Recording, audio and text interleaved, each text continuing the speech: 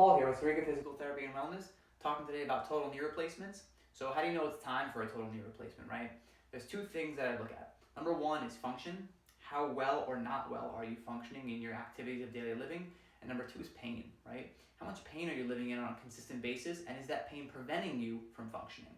So orthopedists will try a lot of different interventions before they recommend surgery. They'll try corticosteroid injections, they'll try stem cell injections, they'll try the gel injections, and they will also prescribe conservative physical therapy treatment.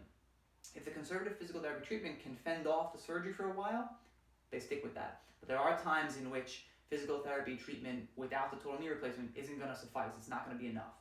So what the orthopedic surgeon will do is they'll complete the total knee replacement by shaving off the underlying part of the kneecap here, okay, and replace it.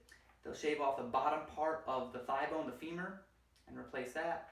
They'll shave off the top part of the shin bone, the tibia, and they'll replace that. Every surgeon's a little bit different, but all surgeons remove the anterior cruciate ligament, the ACL. Some of them will spare the PCL, the posterior cruciate ligament. Others will remove it.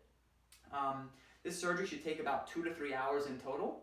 You'll typically be in the hospital for about a day or two after the surgery. Most people will receive home care physical therapy for a week or two after that. Then they'll come see us on an outpatient basis.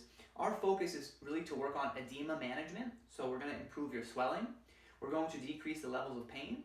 We're going to help you to activate your quad muscles, which are really, really important in regaining knee extension, which means the straightness of the knee. How straight can that knee become, right? The main goal, range of motion.